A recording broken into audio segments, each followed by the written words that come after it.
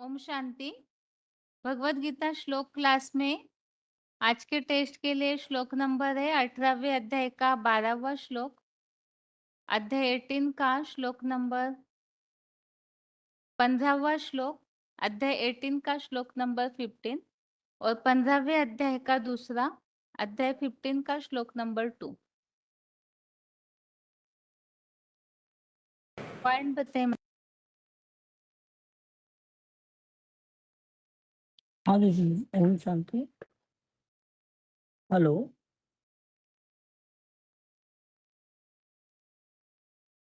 Hello hello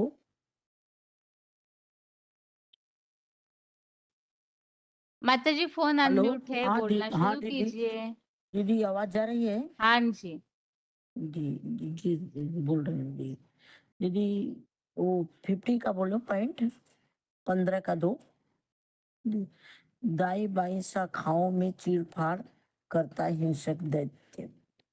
बताएं, जो देवताएं भले पुरुष रूप में हैं वो भी ऐसा सुख नहीं देते हैं जिसमें कि भिखारी बने। ये भिकार का सुख जो नर रूप में मनुष्य रूप आए इस सृष्टि पर, इब्राहिम, बौद्ध, क्राइस्ट या उसके सहयोगी धर्म पिताएं, तो उन्होंने एक कर्म सिखाया। क्या क्या कर्म?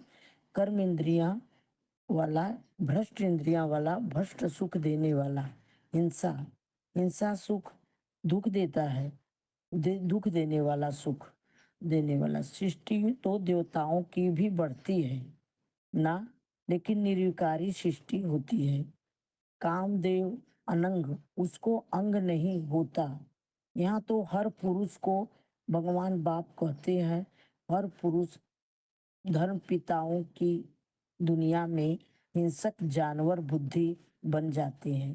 ऐसे जानवर बुद्धि की मनुष्यों की दुनिया तो जानवर बुद्धि की चीड़ फाड़ खा जाते हैं। ऐसे मनुष्य काम इंद्रिय में चीड़ फाड़ का काम करते हैं, तो इसलिए शास्त्रों में देवी को चीड़ फाड़ करना पसंद कर लेती है, स्वीकार कर लेती है।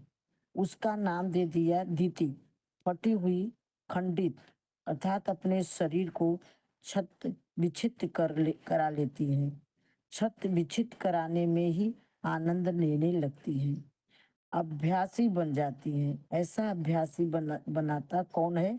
देवताएं बनाते हैं, या देवताओं का आधार लेने वाली जिन देव आत्माओं को हिंदू कहा जाता है, या जो हिंदुओं के धर्म में कन्वर्ट होते हैं वो बनाते हैं। जो कन्वर्ट होते हैं वो बनाते हैं। यदि ओम शांति,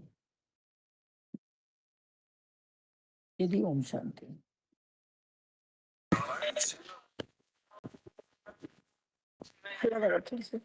माता जी बताइए। हाँ बहन जी, ओम शांति। 20,495 मध्य सतना। ये मैं 15 का दूसरा बता रही हूँ। आधो अधस्यु उधो प्रसुता तस्य तसा का गुण प्रवृत्ता विषय प्रवाला आधस मूलानी अनुसंतानी कर्म बंधानी मनुष्य लोके। इस अधोमुखी सुख दुख के संसार में मानवीय अशस्त सृष्टि विश्व की 17 3 प्रकार के गुणों से प्रकृष्ट बढ़ाने वाली ऊपर से विकारी धर्म के पृष्ठ अंकुरों वाली देशी विदेशी शाखाएं नीचे अधोलोकीय नरक में तथा देवी देवता सत्य सनातन धर्म की मूल तना वाले ऊपर से रामकृष्ण के स्वर्ग लोक में मर्ज रूप से फैली हुई मंदिरों में पूजते बच्चा बुद्धि कृष्ण की मिक्ष बनी हुई गीतामय या मानव से प्रभाती स्वर्ग में श्रेष्ठ एंड नर्क में भ्रष्ट बने कर्मों को बांधने वाली स्वतः संगम में शूटिंग काल सिद्धार्थ जीनस जैसे आधार मूर्त ब्रह्म विष्णु की बाइक प्लांट नीचे हुई दाई बाई शाखाओं में चीरफाड़ हिंसक दैत्य के दैत्यवादी द्वापर कलयुगी नरकी मनुष्य लोक में टोटल फैली हुई। इसलिए कलयुग अंत में सभी विधर्मियों के होने से गीता के 18 में बोला है, धर्म सब धर्म परित्यज्य मामेकम शरण, मतलब सर्व धर्मों को त्याग कर मुझे एक की शरण में आ जा। ओम शांति बहन जी। ओम शांति दीदी। हाँ जी। 18 का 15 में का भी थोड़ा सार बता रही हूँ। शरीर शरीर वांग मनोवियत कर्म प्रारभते नर न्यायम व विपरीतम व पंचयते तस्य हेतव शरीर वाणी और मन द्वारा सच्ची गीता के न्याय अथवा नवनिर्मित मन माने अन्याय पूर्वक जो शरीर वाणी और मन, शरीर के द्वारा ही जो कर्म इंद्रिय द्वारा जो कर्म करते हैं, मन के द्वारा जो संकल्प भी चलाते, संकल्प विकल्प अच्छे संकल्प भी चलाते, बुरे संकल्प भी चलाते और वचन से भी ऐसे ही बोलते। इन्हीं द्वारा आत्मा इसी 5 तत्व के शरीर में बस बंधी हुई रहती है। तो ये कर्म करती है, कर्म करे बिना रहती नहीं है, परंतु जो श्रेष्ठ कर्म करते, जो न्याय पूर्वक, जो सच्ची गीता के अनुसार जो भगवान आकर के अभी संगम युग में जो ज्ञान देते हैं, उसको जो धारण करते, उसके प्रति सेवा करते, और वही उसी का ही फाउंडेशन पड़ता है कि सतयुग में भी आत्मा इस स्थिति में रहती है और कर्म करती है, कर्म भी अकर्म बनता है और सुख भोगती है। कर्म तो करती है, वहां पे भी खाना पीना सोना सुख भोगती है। और उसी के साथ फिर द्वापर युग आते ही मनुष्य मत पर, अनेक मत पर, मन मत पर विकर्म करने लग पड़ते हैं और ये भगवान का दिया हुआ जो श्रीमत भूल जाते। तो उसी अनुसार कर्म इंद्रिया, शरीर के साथ का कर्म इंद्रिया और मन द्वारा किया हुआ संकल्प और वचन द्वारा बोला हुआ वाणी के साथ जो कर्म बनता है, वो भाग्य का, वही भाग्य भाग्य जैसा भाग्य उसी प्रकार के फल मिलता है। भाग्य बनाते हैं कर्म, मन वचन कर्म और शरीर के कर्म इंद्रिय सब मिलके अपना भाग्य बनता है, भाग्य के अनुसार ही फल मिलता है, ऐसे बताया है। और 14 के 15 के 2 में बताया, अदस्य ऊर्ध्वम परसिता तस्य शाखा गुण प्रविदा विषय प्रवाला अदश्च मूलानि अनुसंततानि कर्मानुबंधिनी मनुष्य लोके। इसके इसमें बताया है, एक पॉइंट बता रही हूँ, अनुसंततानि मनुष्य लोक में टोटल फैली हुई है। तुम बच्चों आत्मा आत्मा भाई भाई बिंदु बिंदु भाई भाई, भाई भाइयों में बड़ा भाई कोई है जो है वही मनुष्य सृष्टि का बीज है, जो गीता में गाया हुआ है। असुस्थम प्राहु अव्ययम, यह मनुष्य सृष्टि का असुस्थ वृक्ष है, इसका बीज और जड़े और इस सृष्टि पर फैली हुई है। इस सृष्टि पर वह बीज बोया जाता है, यह झाड़ उल्टा लटका हुआ है, इसका शाखाएं दाईं ओर और इसकी शाखाएं बाईं ओर झुक करके अपना अपना पार्ट बजाती है। अनेक धर्म की शाखाएं हैं। अनुसंततानी, जो भारतीय धर्म की शाखाएं हैं वो दाईं ओर झुकी हुई है, जो विदेशी धर्म के शाखाएं हैं वो बाईं ओर झुकी हुई है। बाईं हाथ गंदा काम करने का सूचक होता है और दायां हाथ दान धर्म अच्छा कर्म करने का सूचक होता है। जो भी भारतीय दाईं ओर की धर्म है, बौद्ध धर्म, संन्यास धर्म, सिख धर्म, वह सब एक नारी सदा ब्रह्मचारी का विश्वास रखते हैं, अव्य विचारी बन करके रहते हैं। ओम शांति दीदी। और तो और बताएंगे ना माता लोग, और भी है पॉइंट हाँ तो। जी, आगे बताइए।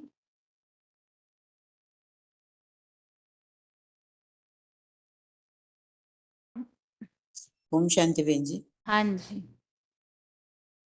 वो देवी देवता धर्म का मूल वतन है। देवी देवता सनातन धर्म था, नया था, बहुत सुख था, सुखदाई है, दुख का नाम निशान नहीं था। अभी भी आदि सनातन धर्म की आत्मा पक्के है। सृष्टि रूपी वृक्ष आदि ऊपर दिखाई गई है। गीता में बोला है सृष्टि रूपी वृक्ष का मूल वतन है, नीचे से ऊपर की गया है, दाई और बाई के रूप में झुका था। बाई और दाई झुक गई। ब्रह्मचर्य के पालन करने वाली दाई हाथ झुक जा, बाई झुक गई।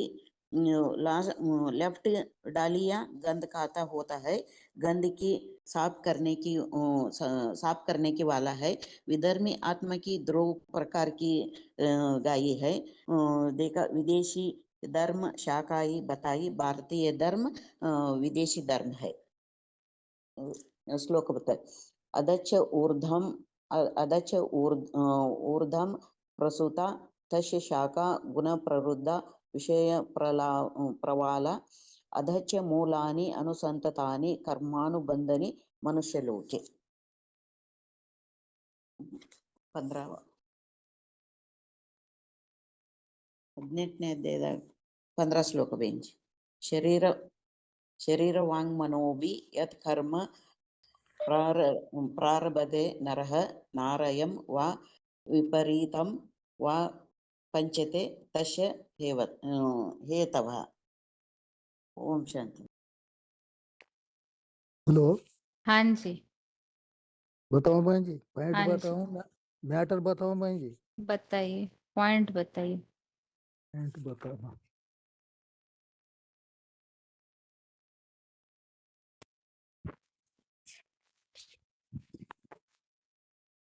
आधार मूर्त जड़े 1575 का नंबर है. आधार मूर्त वो है जिनका आधार लिया गया. इब्राहिम आया जिसका आधार लिया, वहाँ सेकंड नारायण है. आधार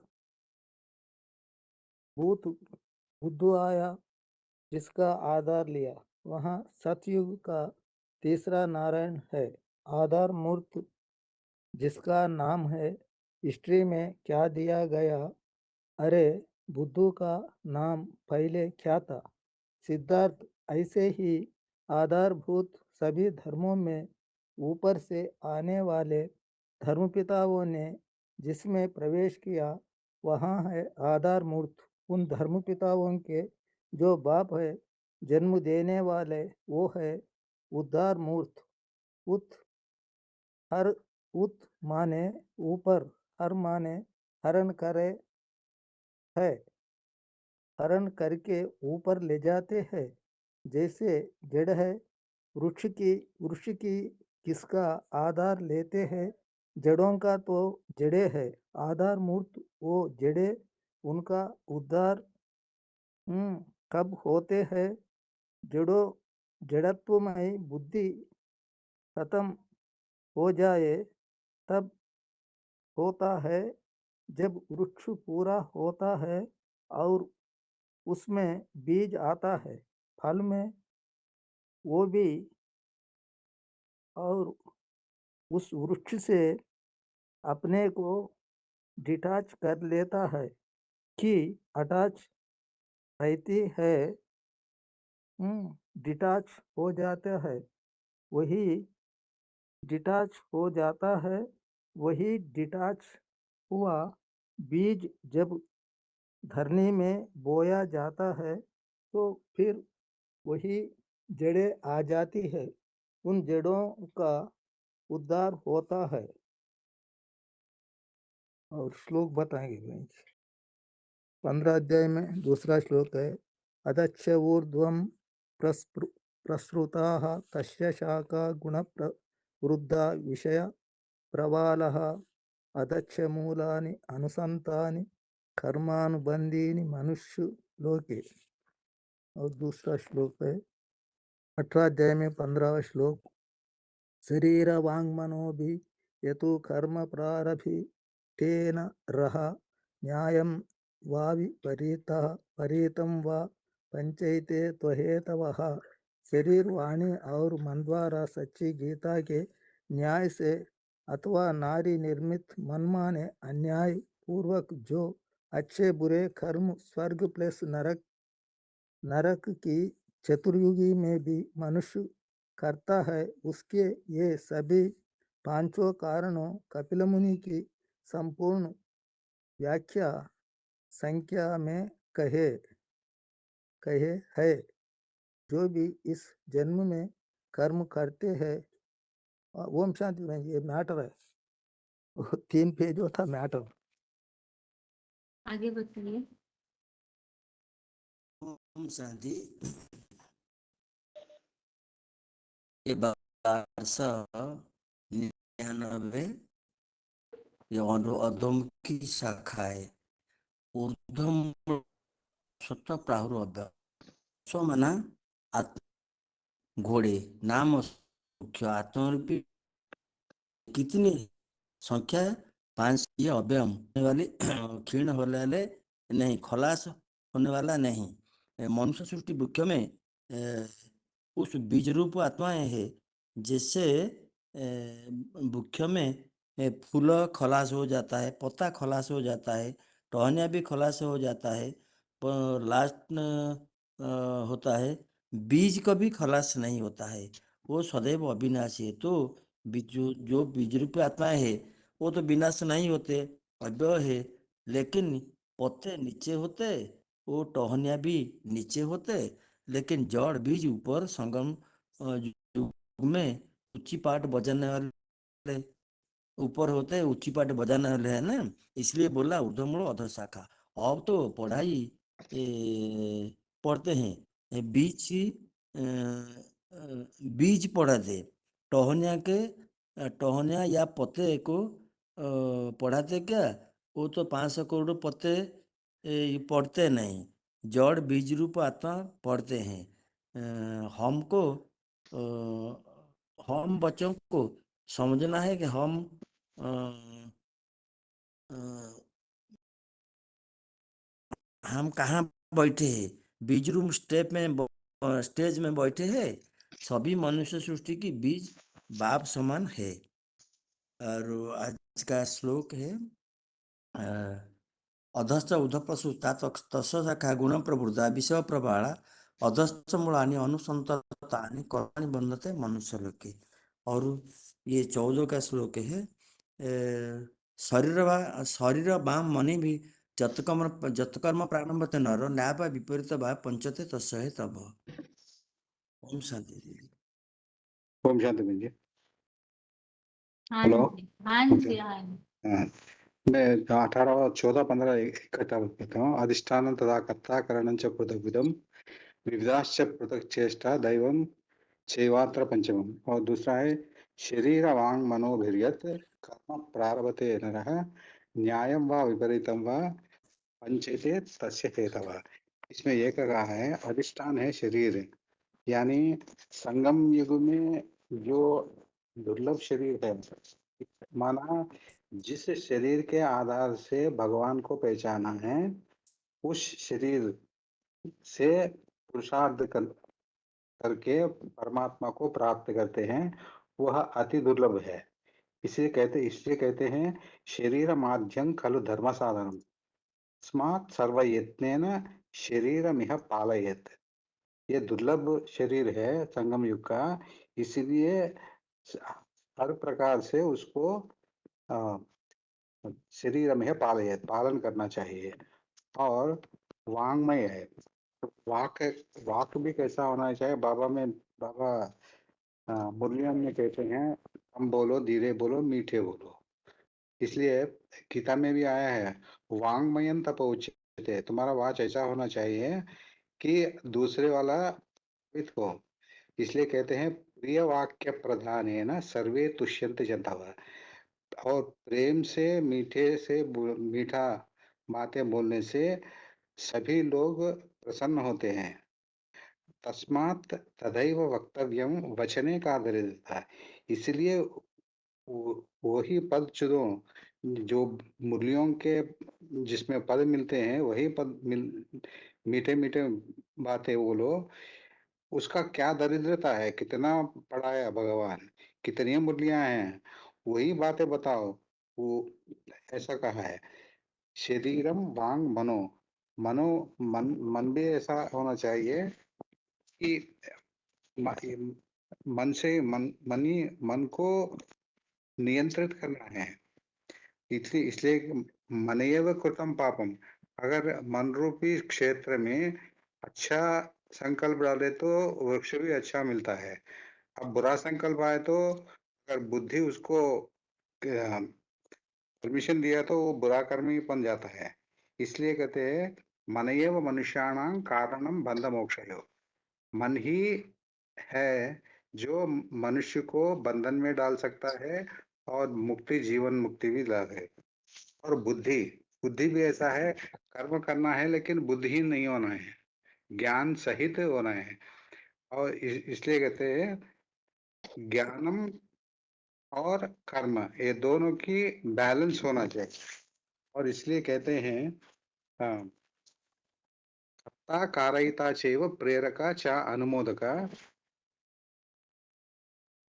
चत्वार समभागी, कर्ता और करने वाला, कराने वाला और प्रेरित करने वाला और जिस कर्म को अनुमोद माना परमिशन देने वाला है, ये चार जो मुख्य है, जो समभागी है, जो भी बुरा कर्म हो या अच्छा कर्म हो, ये चार समभागिन है और इसका परिणाम हो उसका भगवान या दैवी भाग्य कहते हैं, अदृष्ट के हो।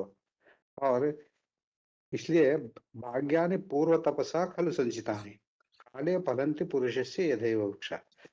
भाग्य ऐसा होता है कि वो संचित पाप कर्म पिछले कई जन्म लिए हैं, उसमें पुण्य कर्म भी है और पाप कर्म भी है, वो इस जन्म में उदित हो सकता है, अगले जन्म में भी उदित हो सकता है। वो उसका फल सही समय प्रकट होता है। इसलिए कहते हैं आत्मा अपराध वृक्षस्य फलान्येतानि देहिनः। जो आत्मा किया हुआ कर्मों का फल रूपी वृक्ष के फल है, ये सब रोग शोक परिताप बंधन व्यसन ये है। और 15वां का जो ना ऊर्ध्वमूलम अधशाखम अश्वत्थम प्राहुरव्ययम छंदांसि यस्य वर्णानि यस्तम वेद स वेदवित्।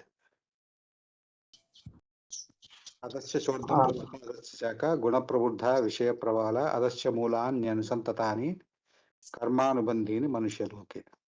ओम शांति। हाँ जी, ओम शांति। तो 18 का 15 है शरीरं बानुभी यत् कर्म प्रारब्धे नर नान्यं या विपरीते या पंचयते तस्य हेतव। अर्थात जो 5 कर्म के बारे में सांख्य शास्त्र का जो प्रणेता कपिल मुनि है, तो उस दर्शन में ये तो व्याख्या की जिससे ही स्वर्ग नरक चतुर्युग में अपने बुरे कर्म मनुष्य करता है नरक में, और स्वर्ग में जो सुस्थिति में गीता विधान अनुଯାयी या श्रीमत अनुଯାयी जो कर्म करते हैं उसका फल माने भुगता है। जो श्रेष्ठ कर्म ईश्वरीय विधि विधान अनुयायी होता है, तो जिसको बताया शरीर और वाणी और मन द्वारा जो अच्छे कर्म जिससे शरीर सुख मिलता है, तो वो 84 जन्म आत्मा जिसके रिकॉर्ड में ये चीज समाया जाता है इस पुरुषोत्तम संगम युग में, खास करके जो शूटिंग पीरियड में ये कर्म होता है। तो इसीलिए बताया कि पुरुषोत्तम संगम युग जो शूटिंग प्रमाण स्थिर हो जाता है, तो जो बाकी जो मनमानी मनमत या परमत से चलते हैं वो द्वापर कलयुग से निर्मित नारकीय दुख को भुगते हैं।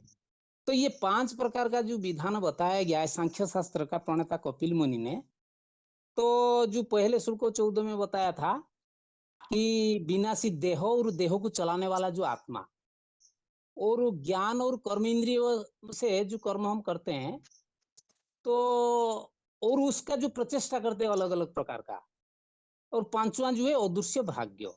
ये जो भी 5 विशेष कर्म है इसका विस्तार रूप गीता में देखे तो हर अध्याय में कुछ ना कुछ इसको वर्णना किया गया है, विशेष करके कर्मयुग, सन्यासी युग, और बाकी अध्याय में भी चौथे अध्याय में बहुत सारी चीज बताया गया है, जिसमें माने कर्म सन्यास युग में भी बताया गया है, तरीका बताया गया है, कैसे अनासक्त कर्म करने की विधि बताई गई है। जैसे 4:19 में बताया यस्य सर्वे समारंभा काम संकल्प वर्जिता ज्ञानाग्नि दग्ध कर्मणि तमो पंडितो बुधा।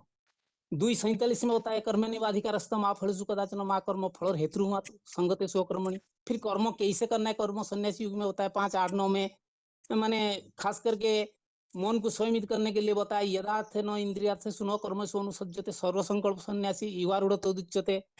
और सर्वकर्माणि मनसा सन्न्यस्य सुखम मनसि नवद्वारे पुरेदि नैव कुर्वन् कारयन् कामक्रोध वियुक्ताना यतिना एतत्तम अभितो ब्रह्मणि निर्वाणं लभते वर्तते विदित आत्मानं।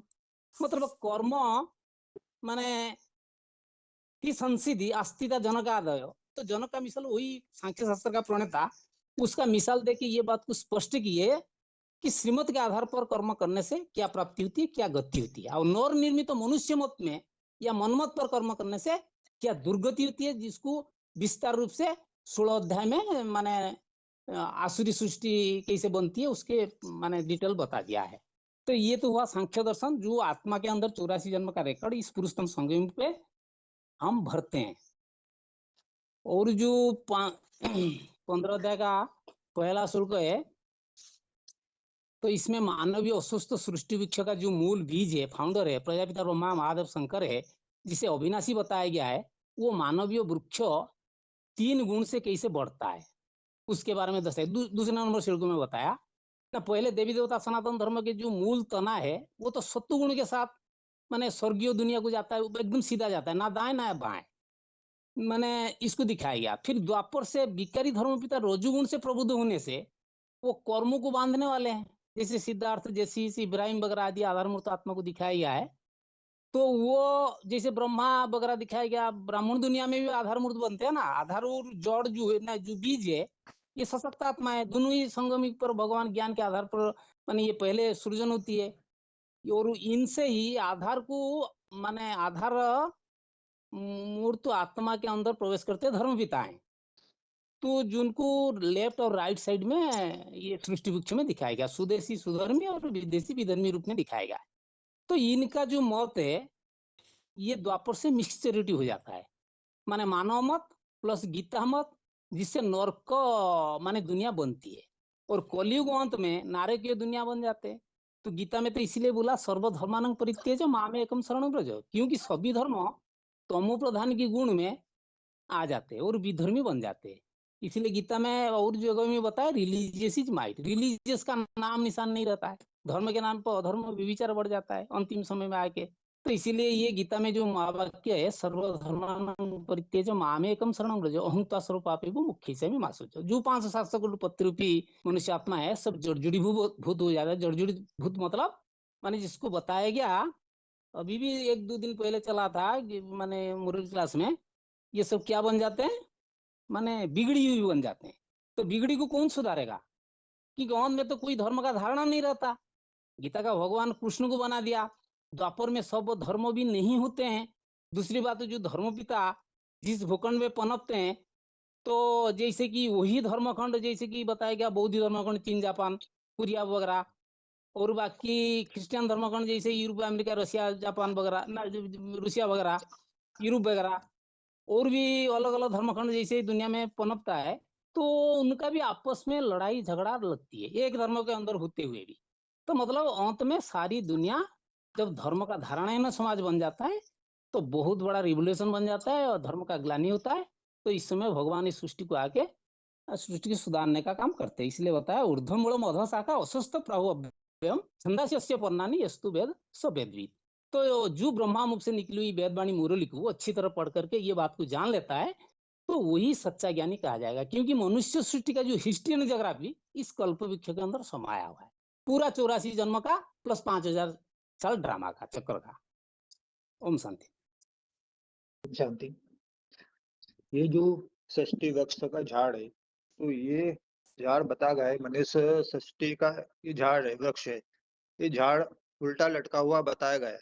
जो इसका बीज है ऊपर की ओर है, इसका जो जड़ें हैं और तना है नीचे की ओर बताई गई है।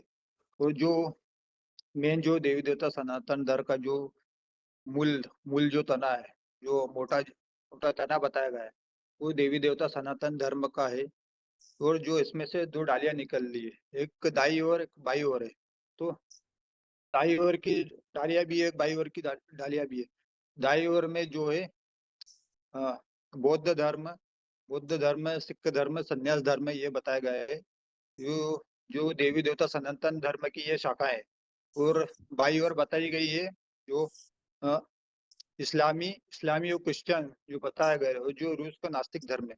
तो ये बाई ओर बताया गया है, जो ये विदेशी विधर्मी है ये बताए गए हैं। और जो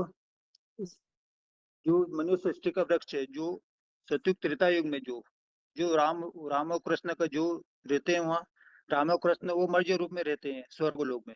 जब से ये द्वापर युग शुरू होता है तो ये जो वृक्ष है धीरे धीरे फैलता जाता है, तो ये कलयुग के अंत तक काफी फैल जाता है। तो द्वापर युग से ही जो ये विधर्मी आत्माएं ये आना शुरू होती है। जिस जिस उस अस्वस्थ वृक्ष है जो सज तमर रज इन 3 प्रकार के गुणों से प्रकृष्ट बढ़ने वाली है। द्वापर युग से ही जो धर्मलंबी जो प्रकृष्ट अंकुरों वाली है देशी विदेशी शाखा है, ये अधोलोकी नरक में और देवी देवता सत्य सनातन धर्म है जो मूल तना वाली राम कृष्ण के स्वर्ग लोक में मर्ज रूप में फैली हुई है। मंदिर में पूजित बच्चा जो बुद्धि बुद्धि कृष्ण की है, वो मिक्स बनी पड़ी हुई है। जो गीतामय मानव मत से प्रभावित स्वर्ग में श्रेष्ठ और नरक में भ्रष्ट बना हुआ है। वो कर्मों को बांधने वाली इस पुरुषोत्तम संगम युग में भी शूटिंग कालीन सिद्धार्थ और जीजस जैसे आधारभूत ब्रह्मावस्था की बाई प्लट जड़े हैं, जो नीचे दाई और बाई शाखाओं में जो चीड़ फाड़ करता हिंसक देवताओं के द्वैतवादी द्वैतवादी द्वापर कलयुग नारकीय मनुष्य श्लोक में ये टोटल फैली हुई है। इस कलयुग अंत में सभी विधर्मियों के होने से जो बोला गया है, जो गीता में भी आया है, सर्वधर्मान परित्यज्य मामेकम शरणम व्रज, सर्व धर्म का त्याग मुझ एक की शरण में आ जा। वो अस्वस्थ ऊर्ध्वम प्रसता तस्य शाखा गुण प्रवर्धा विषय प्रवाला अश्वस्य मूलानि अनुसंतानि कर्मानुबंधनीति मनुष्य लोके। उसके बाद 18 अध्याय का है 15वां। इसमें बताया गया है कि जो भी शरीर अलग है और आत्मा अलग है। जब आत्मा जब शरीर में प्रवेश करती है तभी वो अपना कार्य करती है, अच्छे या बुरे कार्य। तो शरीर वाणी और मन, तो जो भी हम शरीर के द्वारा कर्म करते हैं, कर्म इंद्र के द्वारा ज्ञानेंद्र के द्वारा, अगर हम अच्छे कर्म करेंगे तो उसका फल अच्छा प्राप्त होगा, अगर बुरे कर्म करते तो उसका फल हमें बुरा मिलता है। तो यहाँ जो भी कर्म हम शरीर के द्वारा करेंगे, अच्छा कर्म करेंगे तो अच्छा भोगेंगे, बुरा कर्म करेंगे तो बुरा भोगेंगे। और विशेषकर संगम युग में जो शूटिंग काल का समय रहता है उसमें संकल्पों के द्वारा शूटिंग होती है। जो भी हम अच्छे संकल्प करते हैं, बुरे संकल्प करते हैं, उसकी यहाँ शूटिंग होती है। फिर वही जो आने वाले जन्म में फिर उसका अच्छा परिणाम और बुरा परिणाम मिलता है। तो इसमें मुख्यतः बताया गया है कि जो भी आप जैसा कर्म करोगे वैसा करोगे, ये बना बना ड्रामा है। तो इसमें जो शिव बाबा है उनका कोई इसमें रोल नहीं रहता है, ये बना बना ड्रामा है। इसमें जैसा मनुष्य करता है वैसे ही भरता है। तो यहाँ पर बताया गया है, शरीर वाणी और मन द्वारा सच्ची गीता के न्याय से अथवा नर निर्मित मन माने अन्यायपूर्वक जो भी अच्छे बुरे कर्म है स्वर्ग नरक की चतुर्युग में भी मनुष्य करता है, उसके सभी पांचों कारण है। जो कपिल मुनि की संपूर्ण व्याख्या सांख्य है, जो संपूर्ण व्याख्या सांख्य योग है। शरीरवाद मन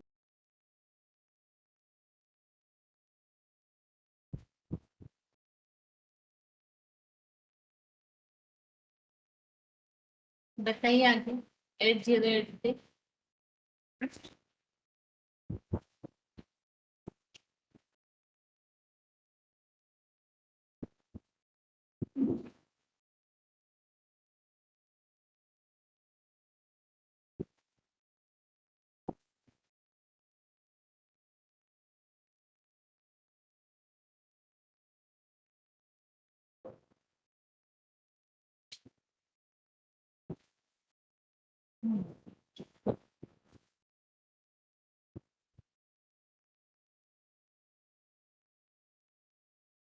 आगे 10वां अध्याय खोलिए और 10वें अध्याय संबंधित प्रश्न है आगे।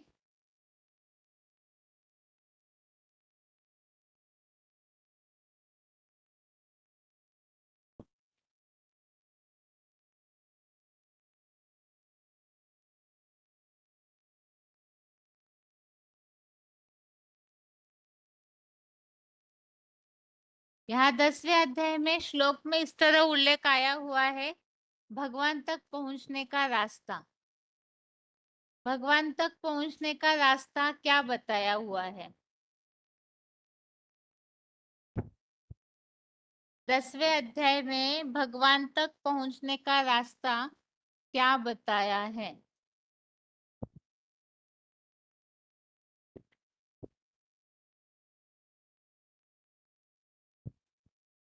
दीदी बोला है 10वें अध्याय के 10वें श्लोक में तेसाम सतत युक्ता नाम भजताम प्रीतिपूर्वक ददामी बुद्धि योग तम येन मां उपयंती। मतलब प्रीतिपूर्वक याद करते हुए उन निरंतर योगियों को वो एकाग्र और अव्यभिचारी बुद्धि योग भगवान देते हैं, जिससे वो मेरे प्रतिरूप के पास पहुंच जाते हैं।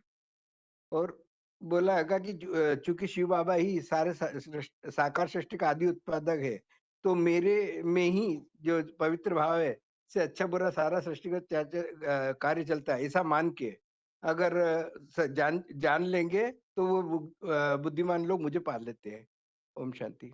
दीदी ये 11 श्लोक है, तेषामेव अगु अनुकंपनार्थ अहम अज्ञानजम तम नाशाय में आत्मावस्थो ज्ञान रूपेण भासता। ये बोला उन पर सृष्टिगत दीर्घकालीन दया करने के लिए मैं आत्मा का बाप सदाशिव ज्योति पुरुषोत्तम संगम में सदाकाल आत्मा स्टार भाव से स्थित चमकते हुए ध्रुवतारा मानिद त्रिनेत्री बने ज्ञान दीप के द्वारा मैं शिव ही माया रावण को अज्ञानता से द्वापर कलयुग में उत्पन्न अज्ञान अंधकार को संगमी ब्राह्मण में नष्ट कर देता हूँ। तभी तो कहा है रूते ज्ञानान मुक्ति।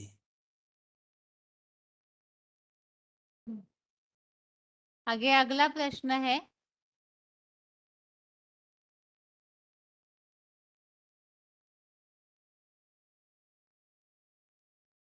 विभूतियों के द्वारा क्या कर्तव्य किया जाता है? ये जो विभूतियां है ये किस कारण से निर्माण होती है? उनके द्वारा कौन सा कर्तव्य किया जाता है, करवाया जाता है?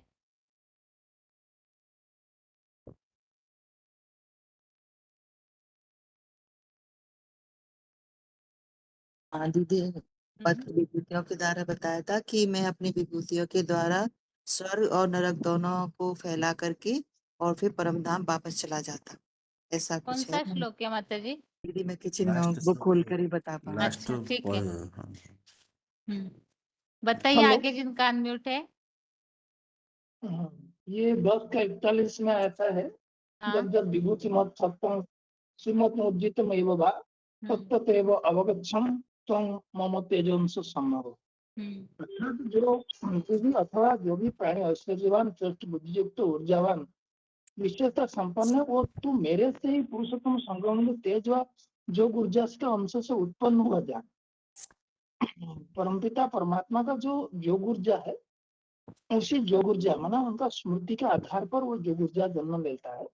वो योग ऊर्जा जो स्मृति कर लेते हैं अभिविचार रूप में, उनके अंदर में वो योग ऊर्जा समा जाता है, वही विभूतियों के रूप में प्रत्यक्ष होते हैं। और ये जो 10 का 42 में बोला कि अथवा बहुना एतेन किं ज्ञातेन तव अर्जुन इष्टव्यहं इदं कृष्णम एकांशेन स्थितो जगत। अर्थात अथवा अर्जुन इतने सारे विशाल ज्ञान भंडार को जानने का, विभूतियों को जानने का भी जरूरत नहीं है, क्योंकि मैं तो सारा संसार को एक ही के द्वारा, एक ही विभूति के द्वारा सारा संसार को टिका करके पुरुषोत्तम संगम में टिकाता हूँ और वो ब्रह्मधाम में जाकर के स्थित हो जाता।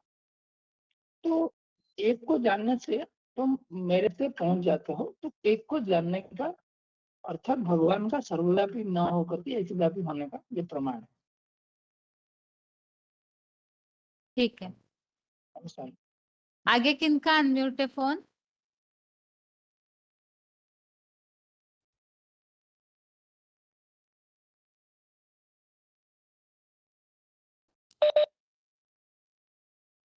हाँ जी, बताइए। यही दोनों श्लोक है तो, और तो और दूसरा श्लोक नहीं था। ये जो ठीक है। 41 42 ये दोनों ही श्लोक।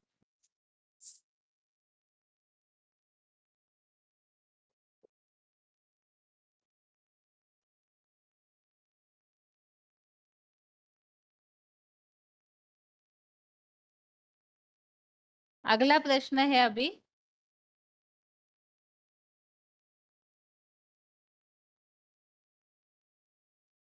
विभूतियों को समझना क्यों जरूरी है? 10वें अध्याय में जो वैरायटी प्रकार की विभूतियां बताई हुई है, इन्हें समझना क्यों जरूरी है?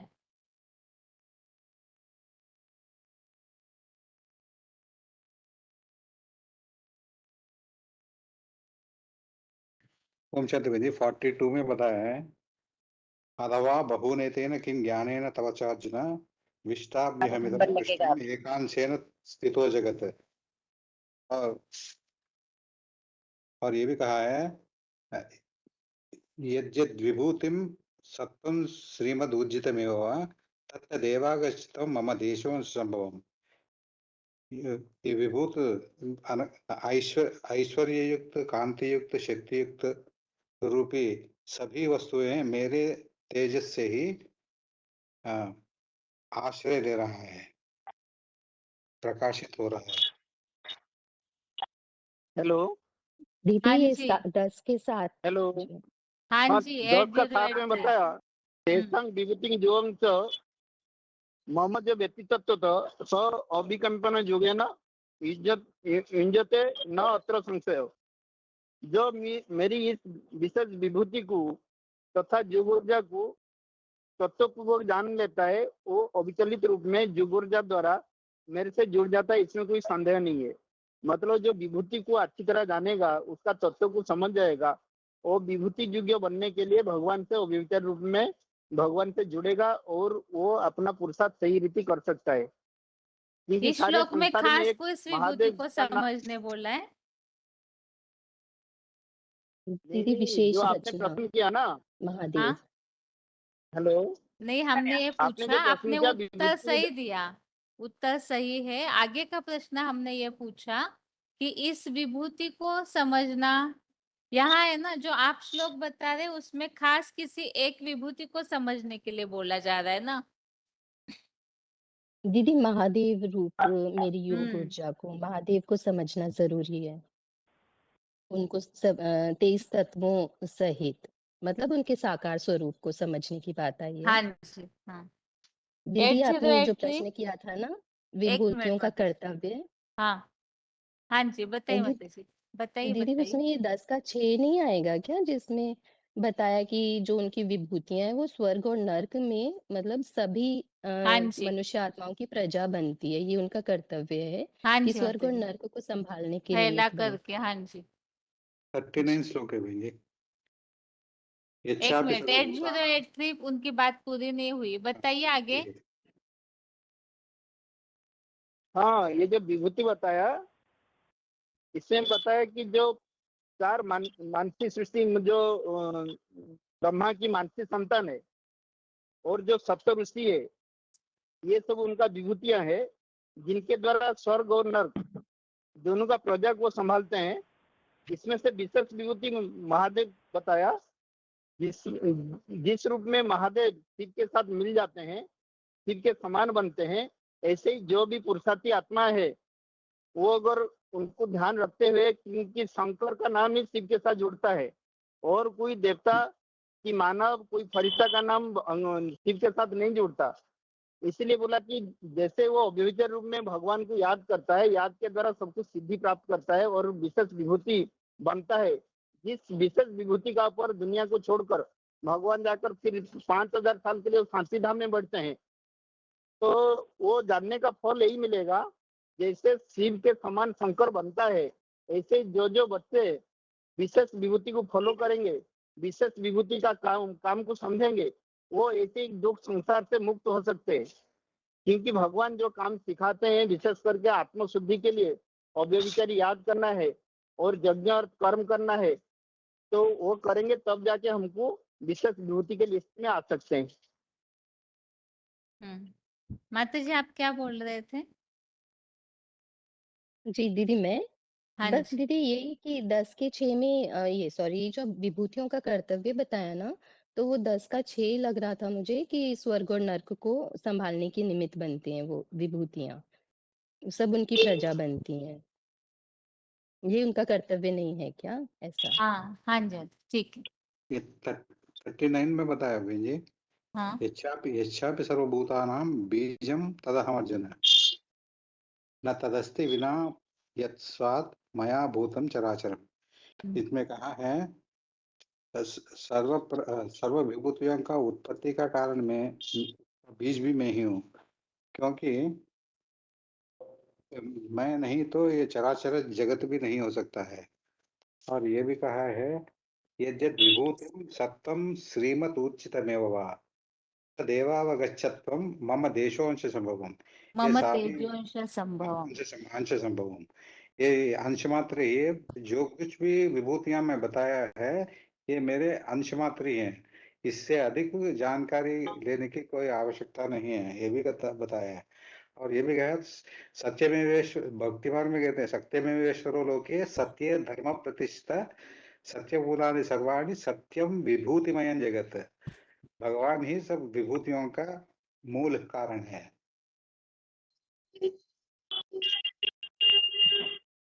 हेलो। हेलो। हाँ जी, बताइए बताइए। 10 का 19 भी आ सकता है दीदी। इसमें बताया है कि भगवान कहते कि मेरी खास खास अपनी विभूतियां तुझे मैं बताऊंगा, क्योंकि इस विभूतियों को जानने से हमें ज्ञान की गहराई का पता चलता है। वैसे तो देखा जाए एकांशेन स्थितो जगत, माना भगवान तो एक में समाया है, लेकिन ये विभूतियां, इससे हम योग ऊर्जा गहराई से जानने के लिए विभूतियों का हमें वर्णन समझना जरूरी है। हाँ जी, बताइए 5321 क्या बता रहे हैं आप? हाँ, ये तो विभूतियों के लिए श्लोक बता दिया। उसके बाद जो आया है 8 से 11, फल सहित प्रभाव सहित भक्ति योग का कथन। विभूतियों का जो विशेष विभूति है, ये जो 10 का 7 में बताया महादेव शंकर रूपी, तो उन तक पहुंचने के लिए 8 से जो 11 तक जो श्लोक है उसमें कवर हुआ है कि कैसे उन तक पहुंचना है, शर्त दिया हुआ है। तो उनका विशेषता बताया गया है, जैसे हम सर्वोच्च प्रभो मत सर्व मत सर्वम भवत्ति इति मत्वा भजन्ते मां बुद्ध्वा मद्भावो भविता ना। अव्यभिचारी रूप में भगवान को भाव विभोर होकर के जो बुद्धिमान लोग हैं मुझको ही याद करते हैं। तो पहचान करके अव्यभिचार के रूप में याद करने से ही प्राप्ति होता है, तो बात में है। उसके बाद और भी गहराई बताया कि कैसे चलना है। 10 का 9 में मच्चिता मद्गत प्राणा बोधयंतम परस्परम अथयंतश्च मां नित्यं तुष्यन्ति च रमन्ति च।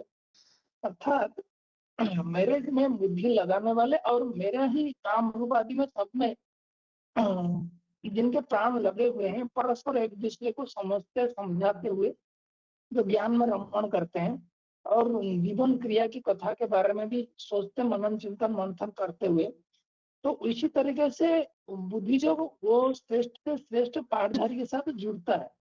उसके बाद आता है तेसां 10 का 10 में तेसां सतजुक्तानां भजतां प्रीतिपूर्वकं ददामि बुद्धि योगं तम येन मां उपयन्ति ते। अर्थात जो प्रीतिपूर्वक याद करते हैं, ऐसे अभिविचार रूप में जिनका स्टेज बन जाता है, उनके लिए बोला कि वो उनको ही मैं बुद्धि योग देता हूँ मेरे पास पहुंचने के लिए। जो विशेष विभूति जो महादेव शंकर की बताया, उस तक पहुंचने भी ये रास्ता है। उसके बाद ये जो 10 का 11 में बता रहे हैं कि अनुपार्थम अहम अज्ञानकम तम नाशयामि ज्ञान भावस्तु ज्ञान भी परमाश्य। नाशयामि आत्मभावस्तु। हाँ सॉरी, नाशयामि आत्मभावस्तु ज्ञान दीपेन भास्वता। तो उन पर तरल सृष्टि पर दया करने के लिए मैं आत्माओं का भाव सदा से ज्योति पुरुषोत्तम संगम में आत्मस्टार भाव से स्थित उस चमकते हुए ध्रुवतर मानिंद त्रिनेत्री बने ज्ञान दीपक द्वारा ज्ञानता से उत्पन्न अज्ञान अंधकार को नष्ट करता हूँ। तो सारा सृष्टि को उद्धार करने के लिए वो मनुष्य सृष्टि का पिता महादेव रूप का द्वारा ही ये उद्धार कार्य पूरा होता है। ये श्लोक को क्लियर कर रहे हैं। और ये भी पॉइंट आया है, जो बुद्धिमानों की बुद्धि सदाशिव ज्योति मूर्तिमान शंकर जगत पिता सबसे पहले अनवरत ज्ञान मार्ग में ले आता है।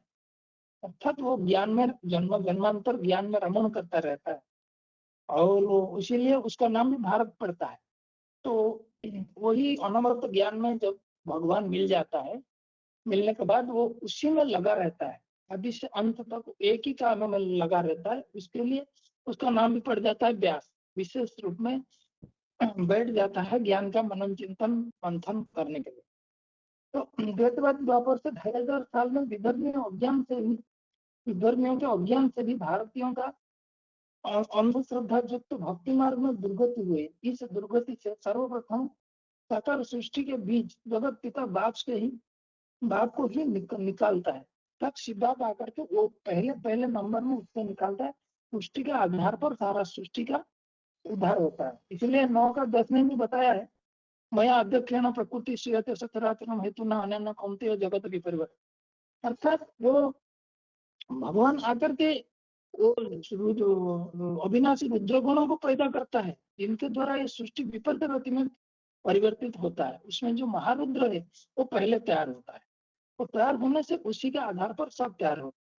तो वो तैयार होने से सृष्टि परिवर्तन होता है। जो सारी सृष्टि में जिस सनातन धर्म का मना लोप ही हो गया है, वो फिर से पुनर्स्थापित होता है। आज कोई गीता पढ़ता नहीं, गीता के अर्थ कोई समझता नहीं, वो फिर पुनरुद्धार हो जाता है।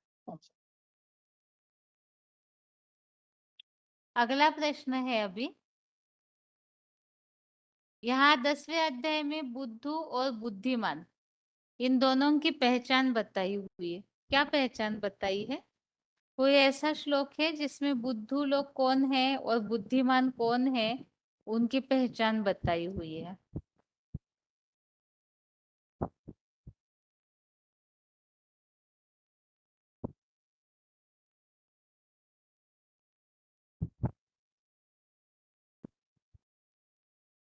हेलो। हाँ जी। ओम शांति जी। हाँ जी तो बताइए। एक 195 थी। हाँ ये गर्थ का तेल एक ही श्लोक में बताया है कि अहम सर्वस्य प्रभव मतः सर्वं पर्वतपते इति मत्वा भज्यन्ते नाम बुद्धा भाव सम्मानितः। पहले मैं शिव बाबा सारे साकार जगत का आदि उत्पादक भी, मेरे ही पवित्र भाव से अच्छा बुरा सारा सृष्टिगत कार्य चलता है। ऐसा पुरुषोत्तम संगम युग के ब्राह्मण जीवन में सदा जान मान कर हृदय से भाव विहर हुए बुद्धिमान लोग मुझे को पुरुषोत्तम संगम युग में निरंतर याद करते हैं। ठीक है अन्यथा बुद्धू लोग तो निश्चय। हाँ, ओम शांति। अगला प्रश्न है, जो कभी भी उत्तर नहीं देते उनको बताना है इस प्रश्न का उत्तर। कभी भी उत्तर नहीं देते या बहुत कभी कभी हाथ उठाते, उनके लिए प्रश्न है, क्योंकि प्रश्न आसान है, जिसमें इस बात को बताया हुआ है कि भगवान को कोई भी नहीं जानते। इस 10वें अध्याय में 2 श्लोक ऐसे हैं जिसमें इस बात को समझाया है, भगवान को कोई भी नहीं जानते हैं, इसकी पहचान वाले श्लोक। भगवान को कोई भी नहीं जानते हैं।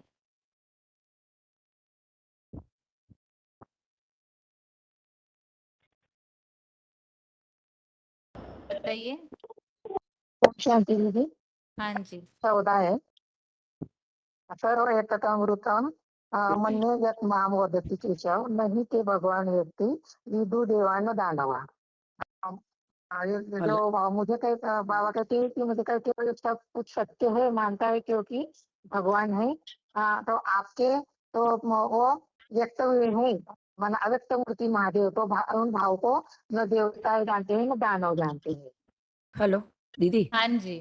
हाँ 10 का 2 भी है कि मेरे प्रकृष्ट जन को न देवगण न महर्षि जानते हैं, क्योंकि देवताएं देवर्षि ब्रह्म ऋषि और महर्षि का सब प्रकार से आदिकालीन आदि स्वरूप में ही हूँ।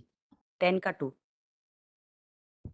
ठीक है, यह भगवान को जानना मतलब क्या जानने के लिए बताया जा रहा है? मतलब उसके आदि स्वरूप की बात है, मतलब उसको जानने की बात है यहाँ पे। भगवान आदि को स्वरूप जानना मतलब जो उसका सबसे पहले का पहला आदि स्वरूप है, वो जैसे बाबा क्या भी बोले है ना, वो आदि स्वरूप, यही पूछ रहे हैं हम। क्या बोल सकते हैं आदि उसका? स्वरूप दीदी शिवलिंग जैसे कि सोमनाथ मंदिर में दिखाया है। गीता में क्या शब्द आया है उसके लिए? अव्यक्त मूर्ति है। अव्यक्त मूर्तिना के स्वरूप को जानना। अब ये शब्द जिस श्लोक के भावार्थ में आया हुआ है, ऐसा श्लोक बताइए जिसमें अव्यक्त मूर्तिना को जानने की बात बताई हुई है। ऐसा कोई भी श्लोक ढूंढ के बताइए जिसमें मतलब अव्यक्त मूर्तिना को जानने की बात बताई है। ये 10 का 11वां हो सकता है, क्योंकि उसमें क्या है कि सर्वप्रथम साकार सृष्टि के बीज और जगत पिता बाप को ही निकलता है, यही बताइए। दीदी। हाँ। और ये 10 का 15 भी दीदी हो सकता है कि 3 में आया है। स्वयं आके 3 में अपना आया है। परिचय देता है। हेलो हमने ये हेलो पूछा, उसका उत्तर चाहिए। हाँ। अव्यक्त मूर्तिना को जानने के लिए बताया है। तो कोई भी ऐसा श्लोक बताइए जिसके भावार्थ हमें अव्यक्त मूर्तिना को जानने की बात बताई है। दीदी 10 के 3 में बताया है ना, लोक महेश्वर वेति सह मत यीशु त्रिलोकी का महान शासन सर्वशक्तिमान व्यक्त रूप मूर्ति रूप जानता है। वह ओम मनुष्यों में शांति दीदी। हाँ ये जी 10 का 15 होगा, 10 का 15 होगा। इसमें ये बताया है कि वह सतगुरु स्वयं ही आकर अपना परिचय देते हैं। बाप के सिवा बाप का परिचय कोई दे ना सके, क्योंकि बाकी सभी देव दानव ऋषि मुनि जन्म मरण के चक्कर में आते हैं। प्रश्न पूर्व ये जन्मों पूछा को है भगवान भूल- को जानना अर्थात किस स्वरूप को जानना, भगवान की पहचान देने की बात नहीं। भगवान को जानना है अर्थात क्या जानना चाहिए, किस स्वरूप को जानना चाहिए, प्रश्न ये है। दीदी जो 23 तत्वों वाला गहराई से इसके लिए जो आया है 10 का 7 में एताम विभूति योगम च मम यो विद्धि तत्वतः सह अविकम्पेन योगिन इच्छते न अंतर संशय। जो मेरी इस विशेष रचना विभूतियों को तथा महाधीन योग ऊर्जा को सभी 23 तत्वों पूर्वक गहराई से जानता है। जो उनका शरीर 23 तत्व का है, प्रैक्टिकल पाठधारी, वह अविचल रूप में योग ऊर्जा द्वारा अणु रूप रूह में बाप सदा शिव ज्योति के नंबरवार शंकर की 13 तरह जुड़ जाता है। इस बात में संशय नहीं। मतलब 23 तत्व सही, मतलब जो प्रैक्टिकल पाठधारी है उसको जानना चाहिए भगवान का स्वरूप।